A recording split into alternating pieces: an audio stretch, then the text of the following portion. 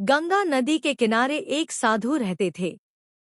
वे न केवल विद्वान थे बल्कि उनके पास जादुई शक्तियां भी थीं। एक दिन वे ध्यान में मग्न थे, तभी बांस की चोंच से एक चूहिया छूटकर उनके हाथों में आ गिरी। उसकी छोटी सी पूंछ व काली चमकीली आंखें थीं। उन्हें वह बहुत अच्छी लगी, पर घर ले जाने से पहले उन्होंने जादुई मंत्रों के प्रयोग से उसे एक लड़की में बदल दिया। वे उस लड़की को घर ले जाकर पत्नी से बोले, तुम हमेशा से संतान चाहती थी ना, तो लो, आज से यही हमारी पुत्री है, इसे पूरी देखभाल व स्नेह से पालो। साधु की पत्नी भी अपनी पुत्री को देख प्रसन्न हो उठी। वह उसे राजकुमारी की तरह पालने लगी। साल बीतते गए, नन्ही लड़की एक सुंदर युवती बन गई। जब वह 18 वर्ष की हुई, तो साधु व उसकी पत्नी उसके लिए वर तलाशने लगे। साधु ने कहा, मेरी बिटिया का विवाह ऐसे व्यक्ति से होना चाहिए जो सबसे बड़ा हो।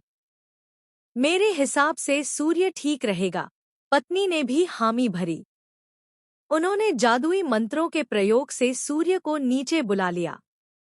उन्होंने उसे अपनी पुत्री से विवाह करने को कहा, पर पुत्री ने पहले ही न कर दी। वह बोली, पिताजी, यह तो बहुत गर्म है। मैं उससे विवाह करूंगी जो इससे भी बेहतर हो। साधु निराश हो गए। उन्होंने सूर्य से कहा कि वे ही कोई वर सुझाए। सूर्य ने कहा, बादलों के देवता से बड़ा कौन होगा, उनमें तो मेरी किरणों को भी रोकने की शक्ति है। साधु ने बादलों को नीचे बुलाया व अपनी पुत्री से विवाह करने को कहा, पर इस बार फिर पुत्री ने मना कर दिया व बोली, ये तो कितना बदसूरत है, मैं इससे विवाह नहीं कर सकती।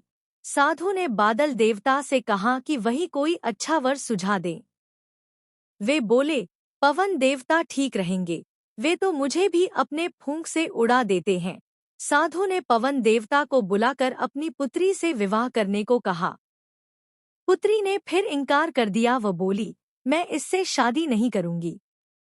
ये तो कहीं टिकते नहीं, हमेशा यहाँ वहाँ भागते रहते हैं। साधु ने पवन देव से पूछा, क्या मेरी पुत्री के लिए ऐसा वर हो सकता है जो आपसे भी बेहतर हो? पवन देव ने कहा कि पर्वत देव मजबूत व ऊंचे हैं, वे मेरा भी रास्ता रोक देते हैं। साधु ने पर्वत देवता से कहा कि वह उसकी पुत्री से विवाह कर ले। पुत्री ने फिर से मना कर दिया व बोली, ये तो बहुत लंबे, सख्त व कठोर हैं, मैं इनसे विवाह नहीं कर सकती, इनसे भी कोई बेहतर चाहिए। पर्वत देवता ने चूहे का नाम सुझाया। वे बोले, माना मैं काफी सख्त, मजबूत व ऊंचा हूँ, पर चूहे मुझमें भी आसानी से बिल बना सकते हैं। साधु ने चूहे को बुलाया।